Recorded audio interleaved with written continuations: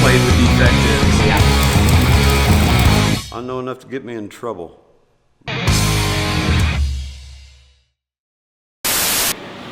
Welcome to your channel, Let's Weld Something. I'm your host, Bob Moffatt, and today I've got my Mr. John. Yeah. Hey, how you doing, old buddy? Easy. Good to see you. You too. As far as you know. Yeah. Got my son, John Michael, and you applied for a job that listed some flux cores and wire stuff you haven't done for quite a while. You need to bone up on some skills, huh? Yeah. Need to get back into And I get that a lot. People apply for jobs like, I got a test tomorrow, can you help me? Have you practiced? No. Yeah, that's how it goes. I get that a lot. And that, that's okay. We just don't have the ability to go run stuff, And here at the college, we do. We try to have a variety of everything going on. It kind of reminds me of the days we went and bought golf clubs. We don't have the opportunity to try them out. Right. It's just hard to do, Right. You need to. It's kind of like driving a car. Gotta go try it out. I see you're gonna try out my Sentinel today. I am. God dang kids. Cabbage on all my good stuff, man. Anyway, we're gonna run a couple of different wires. Did you by chance get the listing of what the test might be? No, they didn't give anything, no position. Leaves no, it open. No, so in that respect, we're gonna run some 04570 TC6 wire. Okay? It'll be a 70,000 pounds. The zero in that listing, that nomenclature would indicate flat and horizontal only. Okay. Okay? As a position. Although the old man kind of figured out one day how to run it overhead. Yeah. I did. And then we'll run another wire, a 71 T1 wire, and it produces a slag, and you can go just about anywhere you want to go with it. You can go uphill, overhead, horizontal. You can lay down some pretty large welds with it if you know what you're doing. Don't flinch, stay in the weld pool, produces a slag, and it stays where you put it. So Right. It's good Okay. stuff. First one we're going to run is this 045. It's pretty hot. Okay. How about 28 volts? That's up there. That's up there. 28 That's open hot. circuit volts. We're running on an old time Miller Shopmaster machine that I bought 24 years ago or something.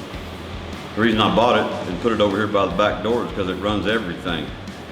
Stick, MIG, TIG, Does it flux all. core, we've carbon dark gouge, and I run the leads out the back door if I have to make repairs. But it's been a good old humper for us for a shop machine. Right. All right, so let's run some fillet welds. Now, what are you normally, you've been doing a lot of short arc work on some fabrication down in Ponca. Yeah, Bliss Industries, yeah. I grew up down in Ponca City, by the way. Did you know that? I know. Did you know that about me? Yeah. Okay, I just wanted those old guys, they run, that company's been around for a long time. Right. And so, but you're short arcing a lot of stuff. Everything, almost everything. Okay, C25 gas, we're gonna run on C25. Okay.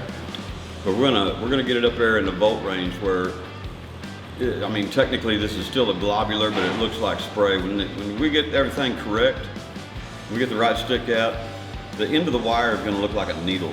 It's just gonna become a flame. Right. And Penetrate. go in here. So straight in, a slight drag Okay. with a flux core is what I like to do. And then we'll experiment with some gun angles. You just don't want anything super extreme. You don't want to lean it one way or the other. Right. I like to think of that window 15 degrees forward, 15 degrees back, and we're fine. Okay. Okay? All right. So I'm gonna give you a target. How about 1/4 inch weld? Of course. You know what that means? Yeah.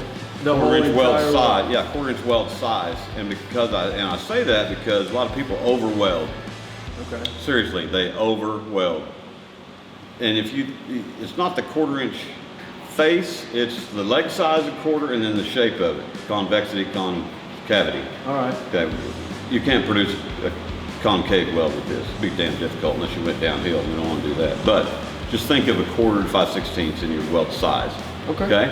All right. We don't want to leave undercut. That's our goal. We always want to have a goal in mind before you pull the trigger. You should know what's going on. Yeah. And if you see something odd, it shouldn't take you till the end of the weld to make an adjustment or make a realization. You need to make an adjustment. Stop making an adjustment. Okay?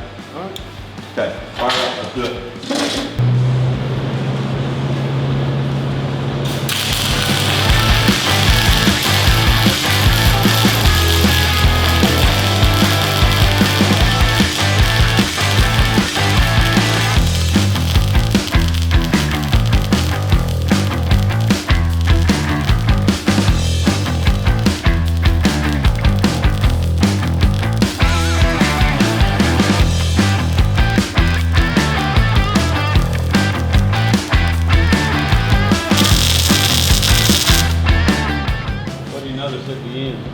that was super hot.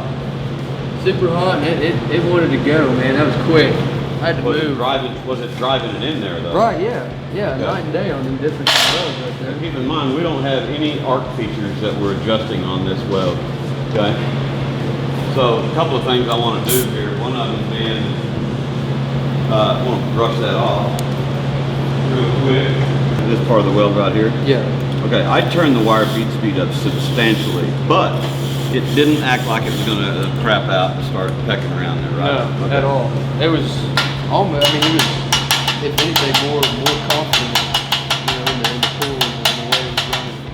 Okay, so we have this glass on here, right? Right. It's kind of deposited along the toes of the weld.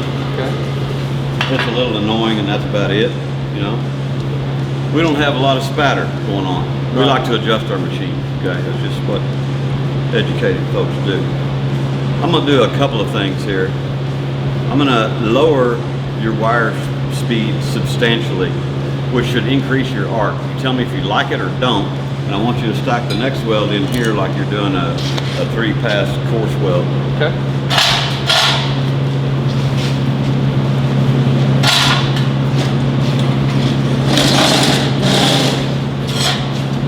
Okay. Slight, yeah, slight You hear that? Yeah. Running wild down. Okay. Oh, I hate it. That's right.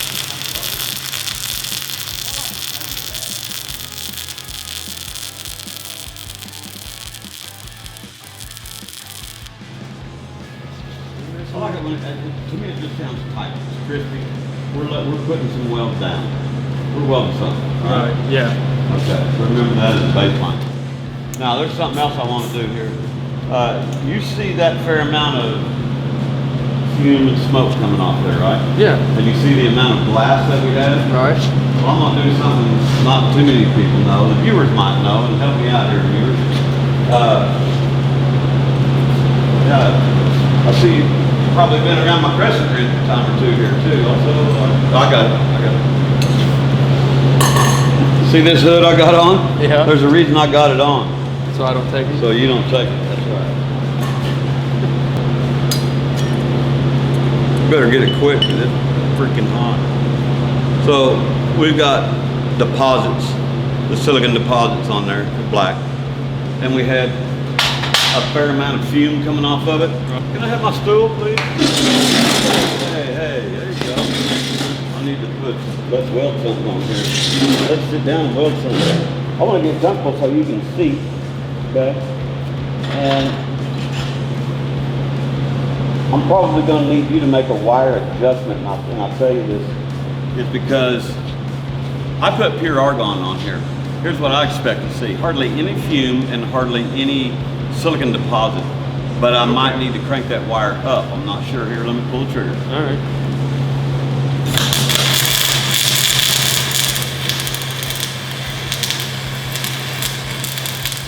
You can go up and wire a little bit.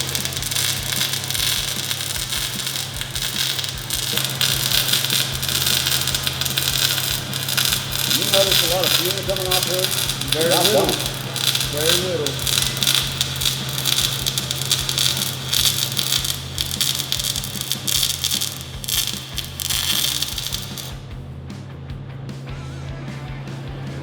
Check out this deposit. I got like 3 big spots. Oh, yeah, wow. A lot cleaner, huh? Heck yeah, dude. Night and day on that. So we got way less fumes. We're pretty flat in our profile, so we don't have undercut on either toe. And we've got like 3 pieces of deposit in there, which come off nicely. I shot that with a little MIG mist on there. We don't have any berries. What do you think? I like it. Fast, clean, deep penetrator. Yeah, that's awesome. Okay. I want to stack 2 more, and possibly I'm going to try to make them smaller. Okay. Because now I'm not down in the confluence of that weld, down in that joint. I'll be out here on this plate and right next to the toe as well. I might be able to go faster yet.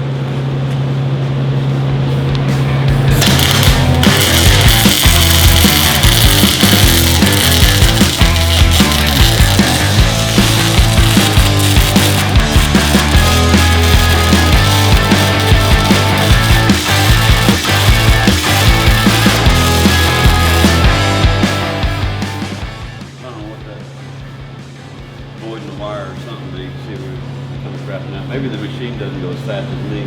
Probably not. I don't know. But, you know, again, I'm trying to make a small weld. That thing, I'll guarantee you that is enough. Yeah. We're doing a production weld. We don't need to make big welds. You were moving too. I was moving pretty good. Hey, there's a cool cat named Weld Zombie. Man, you gotta check out some of his work. Weld Zombie? He's a Blue Demon crew member. He does a lot of wire feed stuff. Woo! And does some good stuff too.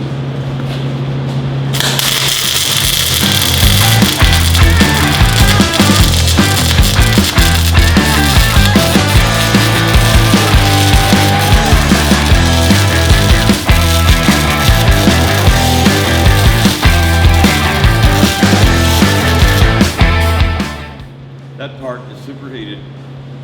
We're flying along there. Yeah. But the whole thing, I mean, we're not smoking up the shop. It's just Very something I learned a long time ago. You can do the testing on it. We can cut and etch. The grain structure will be there. The mechanics will be there.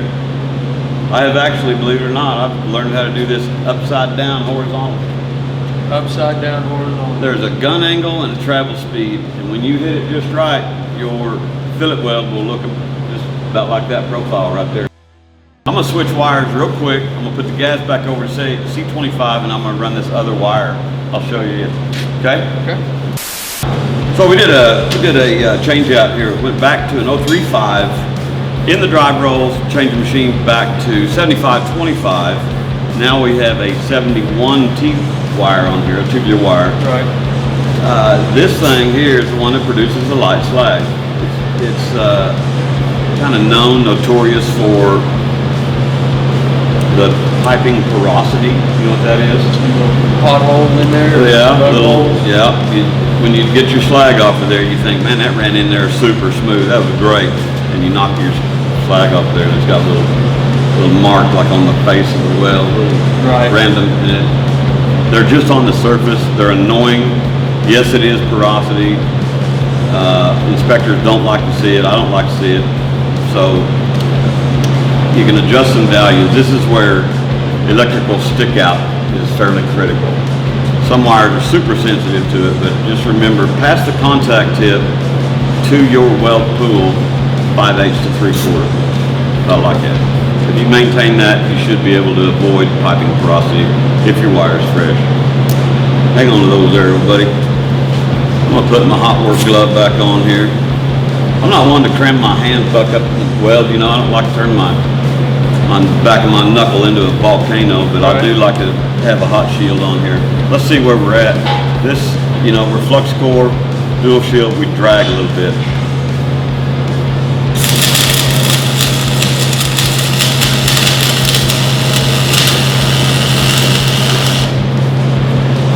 Different, huh? Yeah, way different. I think it sounds okay. I mean, again, we're clean. It's a different shape of bead. It's gonna be a little more convex. Let's go, let's do this. You didn't clean the backside of that surface there. We're gonna be going over that rust, which I'd rather not, but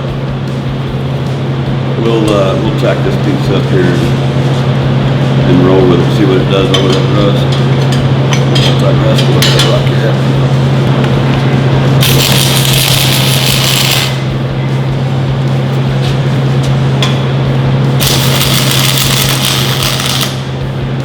This is a wire that will produce a fair amount of what we call dingleberry, you know.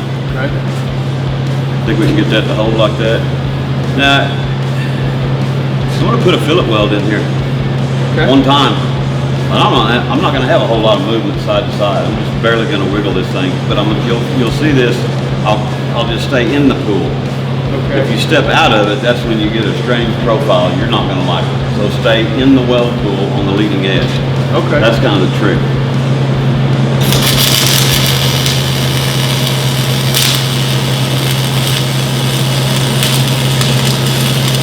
see the edges? Yeah. Yeah. Very slight movement.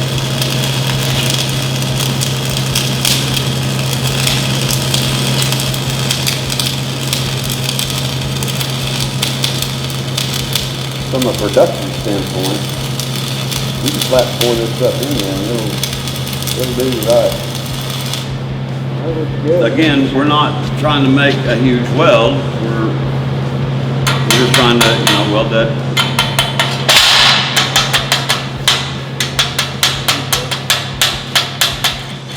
Comes off better when it's cool, but alright, buff that off there for me there, old buddy. You don't need anything on that. How about that? How about that? That looks good. Like that. I mean, it goes in there nicely. We're just trying to make a fillet weld in there. You don't have to go over it a bunch of times, and you just pour it in there. Yeah. Okay. Have fun. See what you like. Come on, fire up. We got people watching. The viewers want to see this weld. I want to see this weld. I want to see this weld.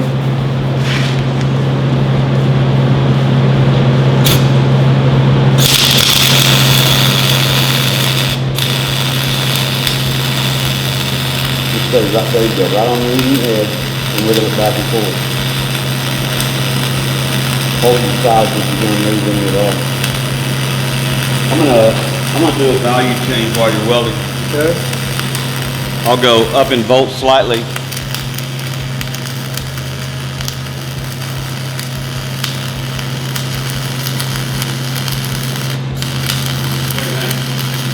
Yeah, that's way better. Better? Yeah.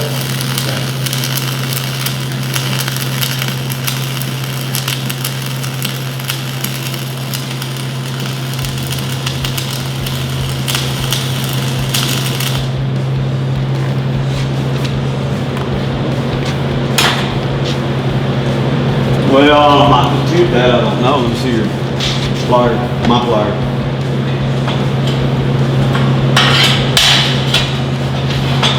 Watch this. See how this is coming off here? Right. They come off here in one chunk. With hardly any ripple pattern. A little big. It's a little big. I mean, you're on 3/8, but again, you don't need to make anything bigger than that. Yeah. With a little practice, actually, I like pulling my wires down slightly. Back into, okay. I do, because it's on clean, fresh stock. It's down inside the weld pool. The spatter's left, and it allows me to move the weld pool along. What it does for me anyway. Experiment with a gun angle. You have the values of the machine. You have the volt wire feed speed. You got kind of the travel speed. You had that down anyway, but experiment a little bit. You do your test.